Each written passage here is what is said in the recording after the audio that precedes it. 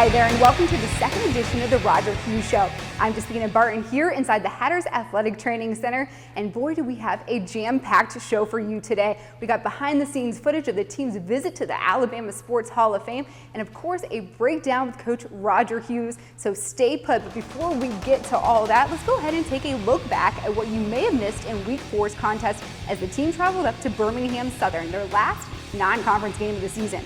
Panthers on the board first, but that didn't matter when Ryan Tentler connected with Craig Carrington for a 21-yard touchdown. Hatters jump ahead 7-6. 6 minutes later, the Hatters would do it again. 9 plays and 70 yards was all capped off when sophomore running back Jeremy Singleton punches one in from the 5-yard line. He'd walk in another before the half as Stetson carried a 23-19 lead. Fourth quarter now, the man of the hour, Jeremy Singleton again. He's a local kid from Claremont, feeling comfortable out there. It takes in his 3rd touchdown of the game. He finished with 103 rushing yards. The Hatters defense goes on to make a big Birmingham Southern stop late to give their offense another chance to score. Cole Mazza this time, who's been doing work in the trenches all night long, he seals the game up with a 3-yard touchdown. Hatters go ahead and put the Panthers away 37-19. Big win on the road for the Hatters to stay 500 on the season. Stay right where you are, because when we return, we'll have Coach Roger Hughes on hand. We'll have more from the team's trip up to Birmingham and an in-depth look at quarterback Ryan Tentler. This is the Roger Hughes Show.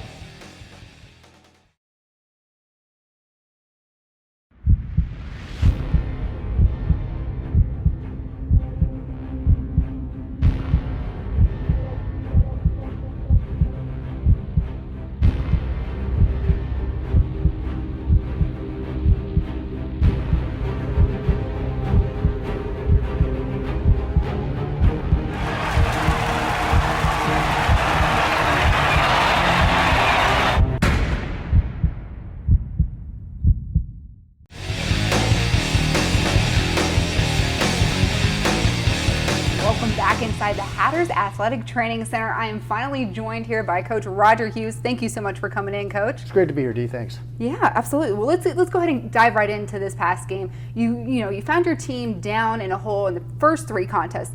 Quite a turnaround here up in Birmingham Southern. Talk about how your team took that lead at the end of the first quarter and it, essentially sustained it all the way through. Well, it was nice to finally see us not make mistakes to get ourselves in the hole. We still made a few mistakes, but they weren't game-changing, so to speak, and didn't get us down so far. The other thing was we were able to overcome adversity. We did have a couple of turnovers early in the first half that we were able to overcome defensively, made some big stops, and then when they did go down to score to take the lead, Ryan Powers intercepted a 2-point conversion and returned it the other way for 2 points, which really grabbed the momentum away from him and gave us a lot more confidence. Being on the road, that could be, like I said, could be game-changing. But this time we stepped up, and then offensively we responded right down on the next drive so that they couldn't really gain any momentum from the mistake we made. You talked about your team not, yet being able to play those full 60 minutes, but they were able to sustain that. What do you think this says about your program and its growth in this short time? Well, I think it's a step in the right direction, and it's a series of small steps. And one of the things that we haven't been able to do is handle success very well. And sometimes how you handle success is as important as how you handle failure. And while we've had and been up in games before, we haven't been able to sustain it at times. And this time we jumped up 11, gave up a big play, but was able to come back and persevere. And then finally in the 3rd and 4th quarter, elevated our play so that we could stuff them, so to speak, and put the drives and the extra points on the board to make sure that victory was assured. Would you say, in that last game against Mercer, you said special teams was a bright light at the end of the tunnel. Would you say your running game kind of shined in this game? Oh, there's no question. For the first time, we had 100-yard rushers, and actually had 2 in Cole Mazza and Jeremy Singleton. And so that and our offensive line was really wanting to take the game over. When we started to have some success running the football, they were keep running it. And so I thought Tim Holt, our offensive line coach, did a great job of making some halftime adjustments in our schemes. Gave our offensive line a lot of confidence, and our backs really ran hard. Not only Cole and Jeremy, but our fullbacks, Mike Yonker, Craig Carrington, also ran very hard. And so even when there may not have been the biggest hole that we needed, they were creating holes on their own by breaking tackles. And of course, a guy you can depend in, week in, week out, Donald Payne out there. Talk about his performance this week. Well, if anyone else would have, 3 tackles for losses, an interception, all those things, you'd probably think it was a career game. That's just commonplace for Donald. He He always has double-digit tackles. He's always around the ball. He creates things. He's usually, if there's a turnover, he's got one of them. And so it's not surprising, but then when you sit back and look at some of the numbers he generates, it's pretty remarkable. Yeah, let's just say 13 tackles, forced 1 fumble, 1 interception. Does his game just keep progressing and progressing? Well, yes, it does. And the nice thing is he's now more able to trust his teammates. And by that I mean he's playing better within our scheme. Last year he kind of got to the point where he felt he had to make every play, especially when we were digging ourselves a little bit of a hole. This year now he's trusting his teammates a little more, so he's staying within the scheme and he's communicating better. We give him some leeway to take a gap when maybe that's not his responsibility, but now he's communicating better to his teammates to cover for him when he sees an opening he can go. And so it's just better team defense, and he's playing within that. Now, Coach, I know you're big on culture and setting a tone here at Stetson. You also took the team while you were up there to the Alabama Sports Hall of Fame. Mm-hmm. Why did you feel it was important to show this to these guys? Well, it's not just about football. It's about education, and I would say we're not extracurricular, we're co-curricular, we're co-educational. And so anytime we go to some place that some of the people haven't been, some of our players haven't been, we want to experience the culture there. And it just so happened that our sports information director, Ricky Hazel, had a connection. And I wanted to see it, frankly, because I'd heard that it was the best state sports hall of fame in the country. So we got an opportunity to go over. They actually kept the doors open an extra hour for us. And it gives our kids a little sense of some of those athletes and the way that they kind of blazed the trail for what they're experiencing now. Some of the great athletes like Jesse Owens, the things he went through and the things he faced in Germany when he went over there, and Hank Aaron and some of those people, I think they got a better appreciation for the athleticism in Alabama. Number two, how Alabama reveres great athletes, and number three, it gave them a chance to get an understanding that maybe it could be them someday. They could achieve some of those same accolades, if not on the playing field, but hopefully in the business world. This huge win, obviously, leading into conference play coming up in a couple of weeks. How big was this win at this timing for your program? Well, it's huge. You get back, first of all, we're coming off 2 wins that were pretty lopsided the other way. So it gives you some confidence going in. Number two, you don't have to taste that bittersweet taste in your mouth for 10 days until you get ready to play your next game. Thirdly, injuries just don't seem to hurt as bad when you win, if you know what I'm saying. And so we have a bye week this week, then we head into conference play with Butler. But just carrying the momentum, everyone has a little more spring in their steps. No one feels as tired as they did. Everyone now is recommitted to the program. And I think being able to come out of these preseason or pre-conference games 2-2 gives us great momentum going into the conference season. Huge win, Coach, like you said. Now let's take a step back and let's take another look at that running game that really shined. It was Jeremy Singleton and Cole Mazza. Talk about that tandem. Well, it's nice, but Cole's a different back than Jeremy. Jeremy's more of a flashy back, has better quickness. Cole's more of a masher, more of a slasher, I would say. And Cole does a great job of carrying people with him. As I said, he broke a lot of tackles and extended, 2 and 3 yard holes into 6 and 7 and 8 yard gains. And so that gives your line a lot of confidence too. The other thing it does is neither of them need a very big crack to see it. And one of the things that we've done a much better job this year, and finally it started to show this game, is the timing between the backs and the offensive line are much better. Our scheme is set up to make the defense move a certain way, and then our backs are able to cut with that. Our backs are told they have to bring the linebackers to the linemen that have to block them. And they're much better timing that. And then the other thing that kind of goes as unsung heroes, our receivers did a great job of blocking down the field. And so when you're getting 8 to 20 yard runs, which we had a couple of those, that's because once they clear that level 2, once they clear the linebackers, the secondary is being covered up and the secondary is being blocked by other players. And that's something we really focused on this week, is to make sure that our receivers were really aggressive down the field, making sure that they understand their blocking assignments. We actually had one blocking assignment where our single receiver to come in and block a linebacker, and a lot of times those receivers don't like to get in there and mix it up with those big guys. But to our kids' credit, they did that, and that gave us the results that we had. And now, as coaches, since they've had success, it's much easier to demand those things of them because they see it works. A true team effort there, Coach. Stay right where you are, because when we get back, we'll have an inside look at quarterback Ryan Tentler. We'll check out what the girls basketball team is doing to spread cancer awareness, and the first look at the Hatters' first Pioneer Football League opponent, Butler, on October 4th. This is the Roger Hughes Show.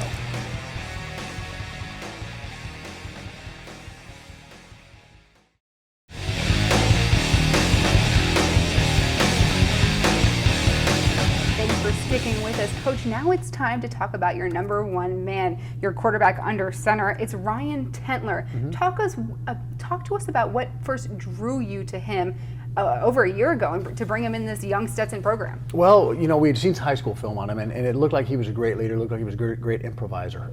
When the protection broke down, he could run. And one of the things I learned through my experience at having a quarterback that's an athlete, a quarterback that can get you 5 or 6 yards if the protection break down, becomes a much harder quarterback to defend. We saw that on film, and then meeting he and his father. Father's a fireman from Chicago. Has not been given anything. He's a fighter. He's had to work for everything that he had. That kind of gives you a sense of the work ethic. And so when we got him on campus, there were actually 10 quarterbacks we recruited that first class, believe it or not. We're down to actually 2 out of that class that remains. Now, some of them have moved to other positions. But Ryan and John Jarose are the 2 quarterbacks left from that class, and both of them have very similar traits. Ryan's a little bit ahead in that mechanically he's a little bit better. He understands motions. One of the things that people don't get, Peyton Manning, Drew Brees, Tom Brady, they think they just step on the field and they've been given gifts, and they have, but they work. We have a meeting at 5:30 in the morning. Ryan's there at 5. He's seen the film already. He's in here. I come up here once in a while at 10 o'clock at night. He's in here watching film, which makes you wonder what he's doing with his homework. But he seems to be getting good grades as well. So he's just very intense and has those intangible things of work ethic, and he has a good understanding of football. The thing that probably gets him into trouble is he knows too much. He thinks too much, and sometimes. He knows he can make a back shoulder throw that you hear a lot about now. Well, there's times when you should do that, sometimes when you shouldn't. And so that's part of a young quarterback learning when and when not to use all the tools he has. For sure. And early on, he showed his leadership with your team. Last year, being voted by the team to be captain. Talk about how that came about and obviously these criteria that he shows on and off the field. Well, the neat thing about Ryan is he understands that sometimes being a leader and a captain means you can't be a friend. And in today's culture, especially with this generation that we're dealing with, many times they're afraid to call their friends out. You know, they're too interested in being friends, like I say, and not leaders. And one of the things that I talked with Ryan and the other 3 captains was, being a captain can be a little bit of a burden, because if things aren't going a certain way, you're the ones that have to call them out. And any time that a captain or a peer calls a teammate out, it's more powerful than coming from the coach. Many times they'll say, it's just the coach talking, but when one of your friends says, hey, you're not doing this the right way, Ryan has no problem doing that. And Ryan really doesn't care if he's a friend. Certainly he wants to be, but he's more interested in performance for the team and performance of everyone on the field. And one of the things he does very well is hold people accountable. Ryan almost to a fault is brutally honest, and that's one of the things I love about him. He's very tough. One time he came up to me and said, don't stop yelling at me. I need that to stay motivated. And again, in this day and age, many times kids wilt or wither whenever they're challenged or criticized because they haven't been criticized that much. And so he welcomes that. He welcomes the correction. He welcomes the coaching. And he's always looking to get better. And not only through what we do in teaching him, but doing it by himself. One of the things that's different than the pros is we don't get a lot of time with the players during the work week, and especially in the off season.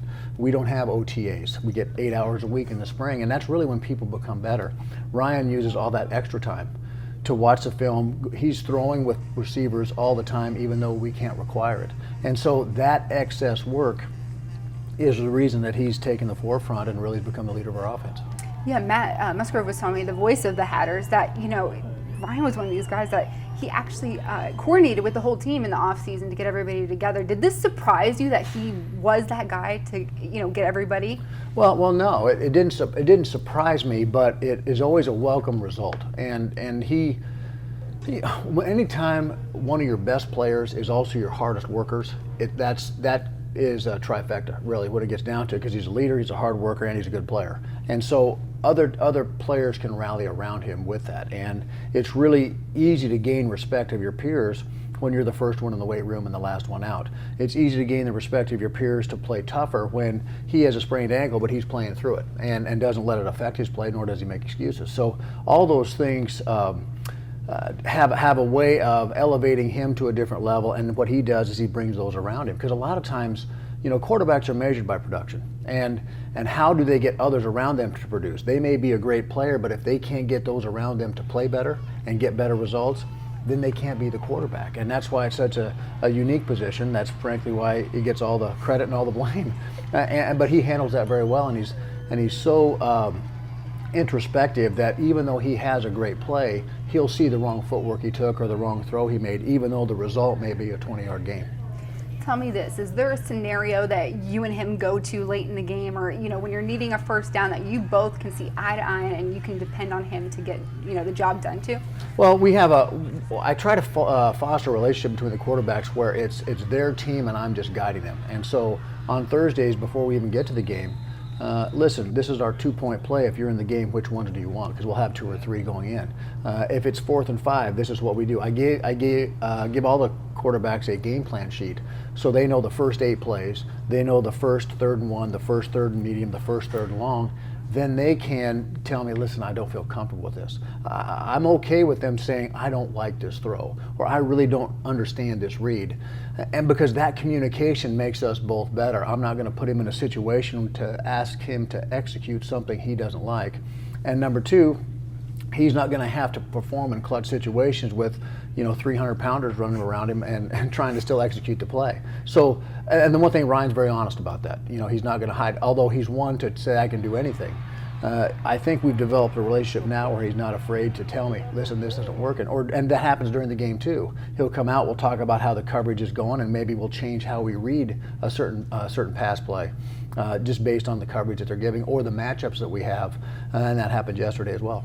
Good stuff there, Coach. When we return, we'll preview that October 4th conference game against Butler right here at Stetson. But first, before the break, check out what the women's basketball program has done all over campus to spread awareness for cancer. Ovarian Cancer Awareness Campaign is a national campaign, Turn the Town Teal, which started out of a small town in New Jersey. And it's very personal to me. I have an aunt, Judy Lodovico, back home in Bristol, Connecticut, and a very close personal friend, Rindy Freeman, that have each been afflicted with ovarian cancer. My Aunt Judy's 13 years in remission, and our good friend Rindy Freeman is a year in remission now. My aunt has been a huge campaigner for the Turn of Town Teal, where now she's actually dispersing 6,000 bows around the city of Bristol, and I thought it would be a great campaign which really aligns itself with the values here at Stetson University. So what we've done today is we've gone ahead and we've been able to collaborate with the women's basketball team at Stetson and to hang teal bows around the palm court. These bows symbolize the national campaign, which runs from August 28th to September 28th. And again, we as a community here strive to bring awareness and inclusion, and part of what we're trying to do in molding our student athletes and our students is for them to take up community causes here. And the Ovarian Cancer Turn the Town Teal campaign is one that, again, I have a personal involvement with and just wanted to give back in any way, shape, or form that we could.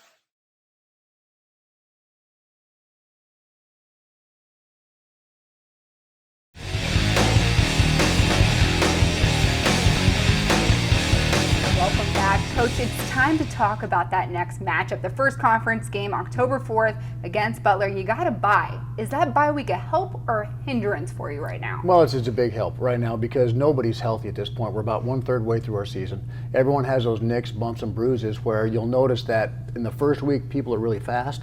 About this time people start to slow down. And so we want to, number one thing we have to do coming out of this bye week is be healthy. And there are some couple key players. Matt Mines, a defensive tackle who had a shoulder issue. This extra time off, Darian Wright, another wide receiver who shows great promise as a freshman. Now, hopefully we'll get those guys back with this bye week and get them off. The other thing it allows us to do is we actually play 2 JV games this coming week. And it allows the younger kids whose learning curve may have been different. In other words, maybe they learned more later on as the season went on, gives them a chance to work their way back into the starting rotation. And it gives a chance for those we think are going to get a great chance to help us as we get into conference play. It gives a chance to develop depth. That's basically what it says. So we'll play 2 of those, one on Monday, one on Friday. I'm actually going to give the team off on Tuesday and Wednesday because the academics here can be grueling. And coming up, we're going to have a couple of very long road trips. We're going to be gone a couple days to go to San Diego, up to Campbell and Davidson. And so we want to make sure that they get their academics in order as well. Once you get those JV games out of the way, when does the game planning come in? Well, that will start tomorrow, and while many of our coaches will be going with the JV game, some of the other coaches will be back here and we'll already start looking at Butler. Last year, we really felt there was a 28-point swing. We dropped an interception that would have been a touchdown. We dropped a touchdown pass. We dropped another interception in the end zone, and really felt like we had a chance to win. Now, if you remember, Butler actually took the bid to play in the national tournament at the end. They were our conference leaders and our conference champions, and we felt that since we'd played them so close at their place, we're anxious to get going this year. The nice thing about our team is we really didn't lose anybody. Where most everyone else who was good in our league, they graduated people, and so my hope is that we've gained a little ground toward them in our talent level. Certainly the running game was obsolete last year against Butler. Now with Madison Singleton coming off this great game, what can you expect? Well, we hope to expect to continue on to doing the same things that they're doing. We'll look at them tomorrow and see schematically which formations, which motions, those things we think give us either a leverage or a numbers advantage to do so. We also look at different things and based on, we self-scout. So we'll look at all the things we've done out of certain formations, and in our first 10 plays, we do everything we can to go against our tendencies. Every defensive coordinator says when they line up in this formation with this personnel, they like to do this. Well, we want to show them that and then do something different. And it gives us extra time to do that. Now, I know you mentioned last week that you wanted this time to make adjustments when you were up in Birmingham Southern. Did you make those adjustments, and did you feel you found the right fits in that time period leading up to this conference game? Well, we're getting closer. We this last week we had 2 freshmen starting the offensive line, for example. So we're definitely adjusting personnel. We're getting Zach Dyer back, came back and played strong safety for us this week. This was really his first varsity action, and he was one of our best players last year. He was coming off a hip surgery this off season. So the answer is yes. We are adjusting, getting different kids in there, and getting different players. We're kind of finding out what they can and can't do, because a lot of these freshmen, we're just really getting to know them. And so we're moving a few people around, and this week gives us a chance to do that, and also gives us a chance to go back and look at what we've done. And we'll look at cut-ups of what we've done, and let's say there's a certain run play that we think's really, really good. And then we'll look at it, and it's only averaging a yard of play. Well, maybe we should revamp it or rework it or do something else because of that. So it allows a lot of self-study and self-scout. It also gives you some extra time to heal up, and then finally it gives you some extra time to look at the first conference game, and as you know, you start getting losses in conference, it's hard for you to get back. The longer you can get that first, if you can get that first conference win, especially at home here, because we haven't played well at home, it generates all the excitement around the campus as well. And tickets are still available at gohatters.com/tickets for that October 4th conference game against Butler. I want to thank you, Coach, for joining us. Yeah. Here from the Hatters Athletic Training Center, I'm Despina Barton, that's Roger Hughes, and we'll see you after the Butler game. This is the Roger Hughes Show.